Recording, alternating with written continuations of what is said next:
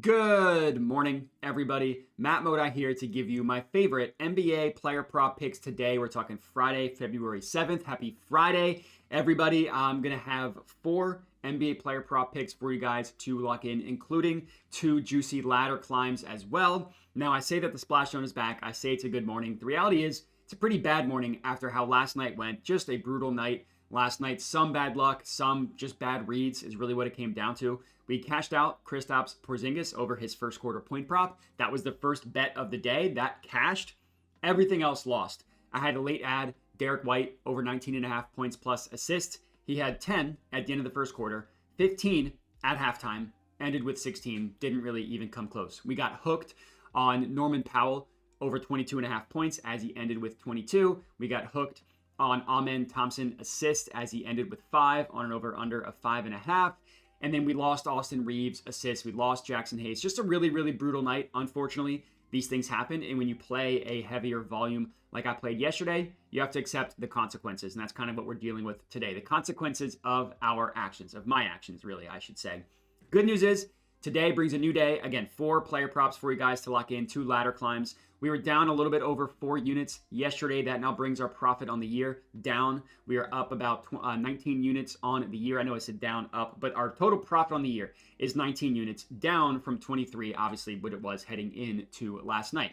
Hopefully we can turn things around. I appreciate everybody who's still rocking with me after a gross night like that. Remember to like the video, comment, subscribe, all that good stuff. But let's start talking bangers, right? Why do we fall? So we can get back up. And I'm feeling good in my Saquon Barkley shirt that my mom got me for Christmas. Shout out Jedi Mom. So let's start talking today's bangers. I'm going to give you some leans at the end as well. Now, yesterday, not even the leans cashed. It was just a terrible day. But I don't have a play in the Cavaliers versus Wizards or the Spurs versus Hornets. I do have a play in Bucks Hawks, and I'm taking Giannis, and I'm taking him on the points. So I got him over 30.5. You can actually get a better price. Well, so I got 30.5 at minus 120. You can now get that number at minus 105. Obviously, I would still take it at minus 105 if I would take it at minus 120, which is what I bet. I also put a ladder play on Giannis to score 35 plus points for a half unit. That's best offered at Bet365 at plus 190. So it's over 30.5 for a full unit mix slam. It's 35 plus for a half unit mini slam. So Giannis has missed the last couple games. But he's questionable to play tonight. If he misses, we just get this refunded. If he plays, it's an excellent matchup for Giannis. For starters, I mean, he's been really good recently. He scored over 30.5 points in 6 of his last 8 games. The one game he missed, he had exactly 30, just giving us the hook. And look at that, 0 of 6 from the free throw line. Not many times we'll see Giannis not make a single free throw, literally 0 of 6. But he's been consistent, he's been good, and I really, really like this matchup. Now, I should have mentioned this earlier. I'm using Props Madness. They're the tool that I use for all of my NBA betting. I'll teach you how I use it walking through this Giannis play. So you scroll down here, you look at the matchup, the Hawks. So play type number 1 for Giannis in terms of where he scores the majority of his points is via transition. The Hawks are the 7th worst transition defense in the NBA. And then you look at this graph here. What do we know about Giannis? He attacks the rim at will, just pulverizes the rim. 73% of his points come in the restricted area. The Hawks allow the 3rd most points per game in the restricted area. And one thing that I love about Props Madness is you can filter by these matchups. Like if you just look, okay, how does Giannis perform against teams, let's say bottom half against transitions. So we're looking at teams opponent rank versus defensive play type, 16 to 30, bottom half. He's gone over, let's look at the entire season. Yeah, that's it. So he's gone over 30.5 in 12 of 21 games, so about a 60% hit rate. And then if we go to bottom 10, it looks even better. 10 of 14 games, averaging 32 points per game. These are just teams that are in the bottom 10 at guarding the guarding transition.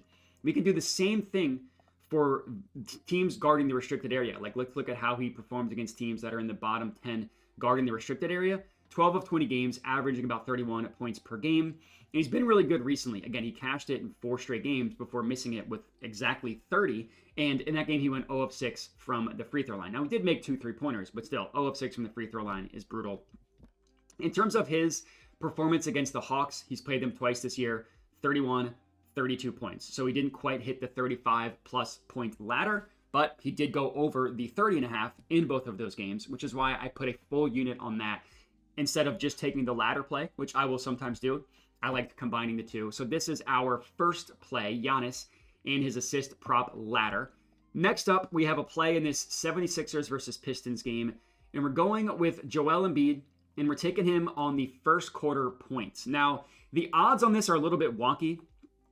Like when I woke up this morning, it was 5.5 at -110, both at ESPN Bet and Hard Rock. Now, Props Madness doesn't pull in odds on Hard Rock, but they're still giving you this number at -110. So if you use Hard Rock, take it at -110 over this number. If not, I would wait, because right now only 3 books have odds out for it. More books are going to come out with prices. But Embiid's historically been a fast starter. I mean, it was the case last year. Obviously, the thing with Embiid is you never know how many minutes he's going to play, but just he averaged last year 11 points in the first quarter. He hit the over 5.5 in 85. I mean, if you look at the entire season, in 90% of his games. Now, the reason why it's so low is because of his minutes. I mean, last game in the first quarter, he only played 7 minutes. Look how many points he scored. In 7 minutes, he still scored 7 points in the first quarter. And if we look at his first quarter minutes and we cap it at like 10, he's still gone over in 8 of 12 games. He still averages 6 points in the first quarter. In this game right here against the Bulls, he only played 5 minutes. He was 0 of 6 from the field. A really, really disgusting first quarter for Embiid.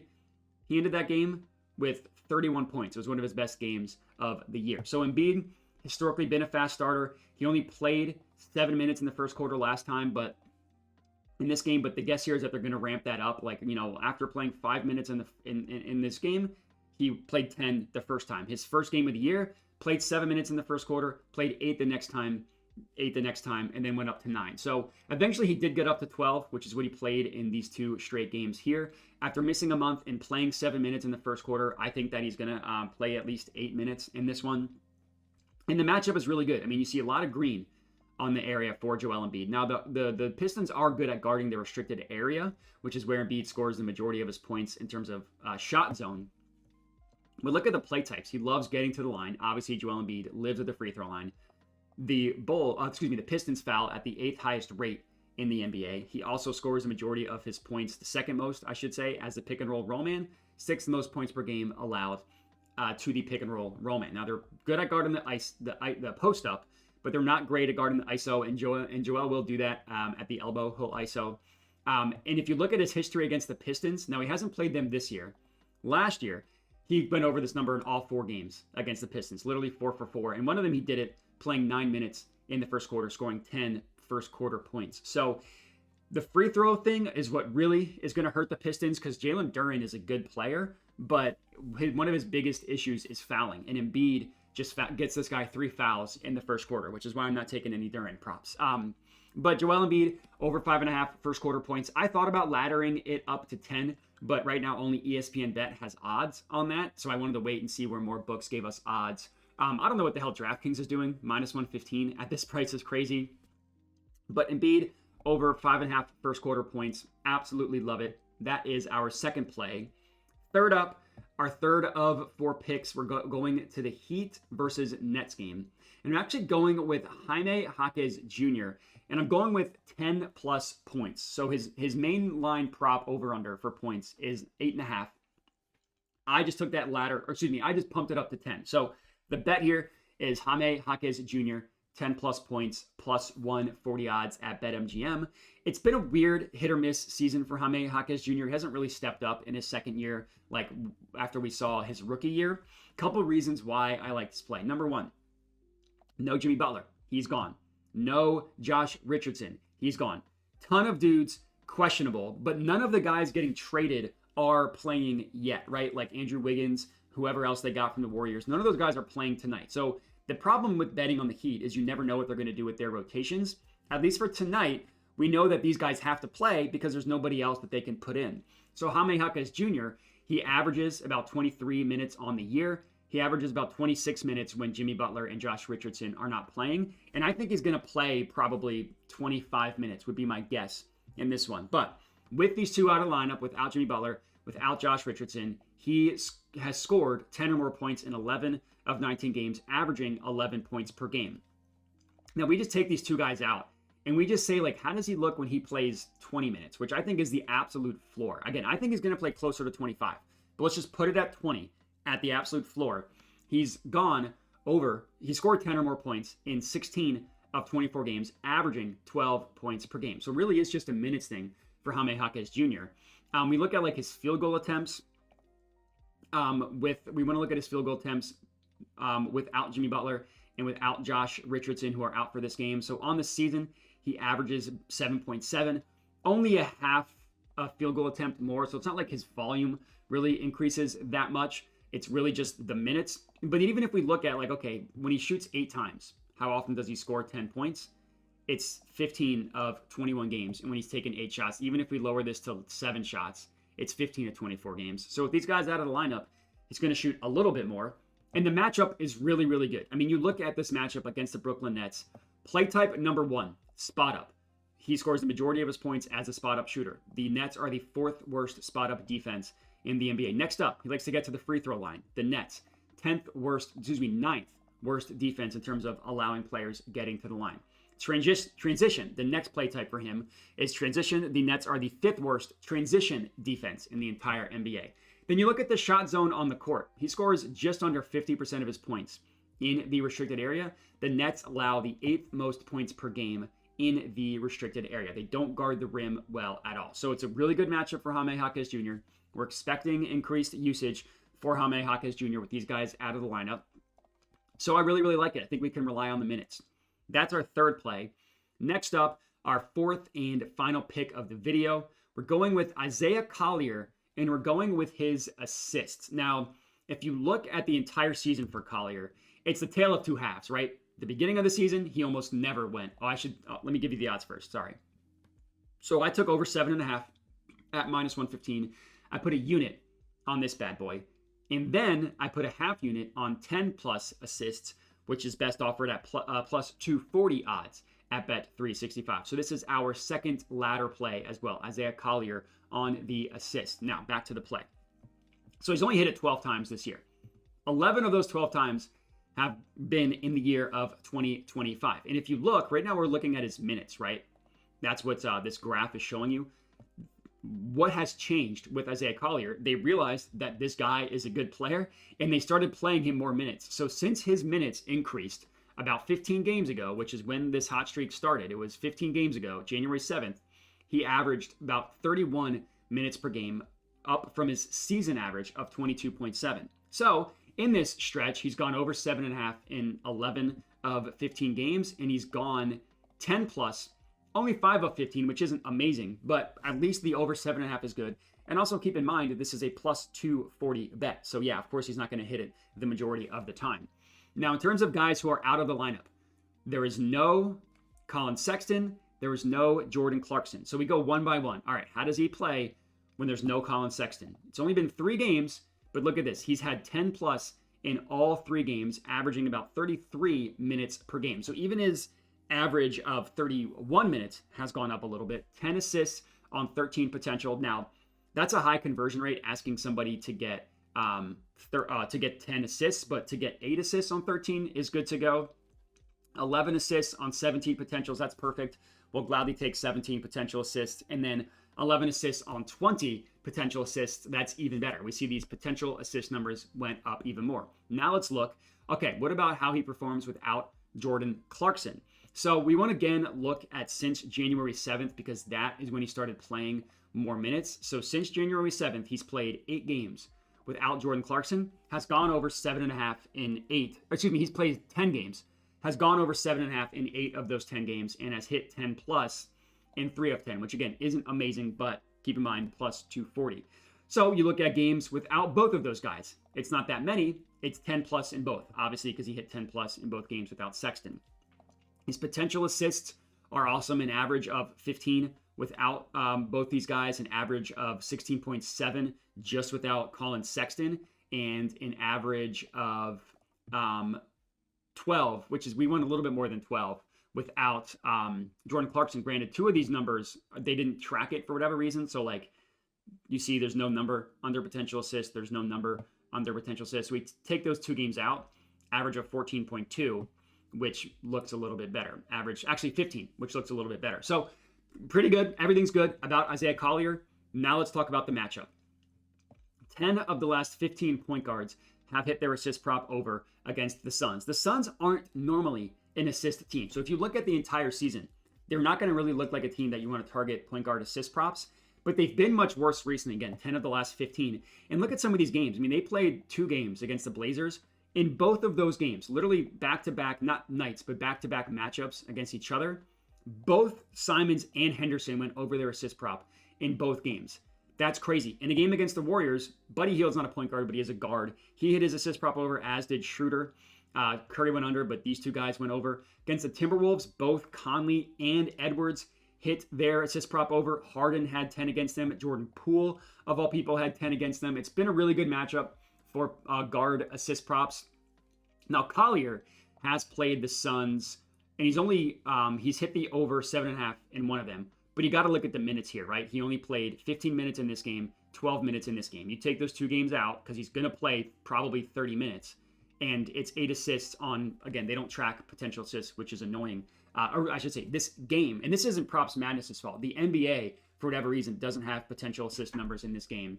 I looked it up. So it's a really good matchup. It's a player whose hit rate has been amazing. So Isaiah Collier, over 7.5 assists, minus 115 odds at Bet365, and a 10-plus ladder play as well. Now, in terms of leans, again, yesterday the leans were terrible, but I do have some for today. The first lean that I have is I like Max Strus. I actually like him on the 3-pointers. Now, the threes can be a little bit hit or miss for Max Strus, and if I'm betting it, I'm taking the over 2.5, which you can get at pretty good odds. Plus 160 is the best offered price here. If you're going to play it for like a half or 3/4 of a unit. Don't put a full unit on this one. Obviously, a hit rate of 8 of 23 is disgusting, but they traded away Karis LeVert. He's not on the team. He's not playing. They traded away George Niang. He's not on the team. He's not playing. Those are 2 guys that, take minutes from Max Strus, and especially Niang. They kind of occupy the same spots on the court. Like, they both have the same shot profile, him and Max Strus. So with no George Niang, maybe Max Strus plays a little bit more. Maybe he takes a little bit more shot attempts. Like, he averages about 25 minutes per game on the year. Maybe he plays closer to 30 in this one with those guys out. His 3-point attempts are not amazing. I mean, he averages 5.5. He'll have some games, like he took 2. Then last game, he took 10. And if we look at games where he's just taken even 6 field goal attempts, or 6 3-point attempts, he hits 3 at a pretty good rate. Now, there's no knowing whether he's actually going to take 6 or not, but the matchup is pretty good. The Wizards have allowed the 3rd most 3-pointers allowed. So, like, if you look at how Strus performs against teams just in the bottom half of 3-pointers allowed, I mean, it's 4 of 9, which isn't amazing, but a 45% hit rate is a lot better than a 35% hit rate. You know what I mean? So I didn't end up betting it. I thought it was decent as a lean. Another lean that I have, but I didn't bet, is De'Aaron Fox on the assists. Now, you can get a really good price. You can get it was plus 125, so that number went down. Obviously, 6 of 24 looks disgusting. He's only played 1 game with the Spurs, and guess how he did? 13 assists on 19 potential assists in his first game with the Spurs. So now we need to ask ourselves, is this level of playmaking what we can expect from De'Aaron Fox moving forward? Obviously, he's not going to get 19 potential assists every single game. But what if he averages 14 as a member of the Spurs? Well, that hit rate looks a lot better. And with Victor Wembanyama, maybe he play makes a lot more. Just spams pick and roll, lobs it up to Wemby. We don't know. It's been 1 game. In a good matchup against a bad Hawks team in terms of assists allowed. I mean, they allow the 3rd most. Now he gets a matchup against the Hornets, who aren't a bad matchup, but they're not a good matchup either. They're top half. They allow the 13th most assists. In terms of how they guard point guards, they're a little bit of an above average matchup. 8 of the last 15 point guards against the Hornets have hit their assist prop over. It was Lillard, who just had 12 against them. That was just the last game. Then it was Booker, who in back-to-back games against them had 8 and 10. So the matchup is decent. It's just an unknown. If you think that De'Aaron Fox, that like we can expect him to be more of a playmaker with the Spurs than he was with the Kings, then this is going to look like a gift in hindsight, right? His over-under is probably going to be closer to 10 more often than not. If that's an outlier, because, I mean, it is an outlier if you just look at the entire season, we don't really know. So that level of unknown made it so I didn't really want to bet it. And then another lean that I had, I mean, when you look at the Heat Nets game, it's almost a pick your own poison in terms of whose point prop you want to bet. Bam his point prop looks really good. I mean, 7 of 8 players with Bam's scoring profile have hit their over against the Brooklyn Nets. From a play type perspective, the NBA doesn't give us any data off of cuts, so we don't know what that looks like. And they don't give up a lot to the roll man, but free throws, yes. Spot up, yes. ISO, average. Post up, yes. Transition, yes. It's also a good assist matchup for Bam. They've allowed 5 of 8 guys similar to Bam. They've allowed 10 of the last 15 centers hit their assist prop over. I also like this for Bam for fate of recent results. You look at his last 2 games, he's gone under on his assists. So the over-under is 4.5 plus 105. He's gone under, but 4 assists on 8 potential, 4 assists on 10 potential. So if we just look, like, how does he perform when he just has 8 potential assists? He's had 5 or more assists in 14 of 20 games, but he's gone 2 straight games without hitting that on at least 8 potential assists, which is an outlier that's going to come up. So it's a good matchup. And then you look at like anybody on the Heat, Terry Rozier, good matchup from a play type perspective. Spot up 27, transition 16. When you go to Jovic, really good matchup from a spot up perspective. 27 spot up, 26 transition, 22 free throws. You look at Duncan Robinson, same thing. Spot up, good matchup. Pick and roll ball handler, not so much, but then transition, good matchup. I settled on Jaime Jaquez Jr., but it's almost pick your own poison. Pick your poison with these guys on the Heat and which one you think are going to have a good game. Totally did not do anything in this Raptors Thunder game, mostly because we've never seen Chet and Isaiah Hartenstein play together. Now, Chet, his assists could be pretty good. I mean, his over-under is 1.5 for plus money.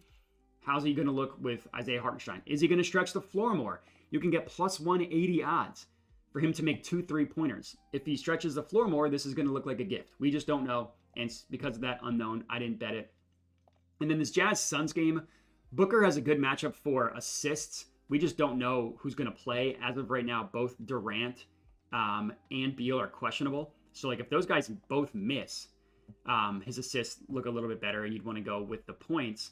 If those guys play, if it's one of them, we don't really know, but it's a good matchup against the Jazz, who are definitely a team you want to target for point guard assist props. I mean, Booker missed it in his last game.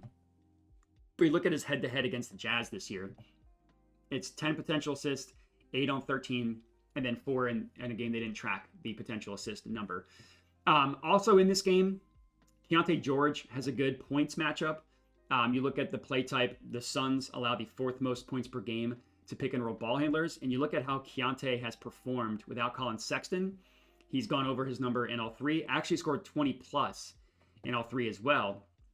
You look at how he has performed without Jordan Clarkson. It's not quite as good. It's 8 of 16, but every time he went over, except for 1, he scored 20 points. So you could do like a 20 plus point for him, which would be a pretty juicy price. I didn't want to have both him and Collier because they're both kind of correlated. So if Collier hits, he also might not hit. So I didn't want to lose. I want to get double F'd basically.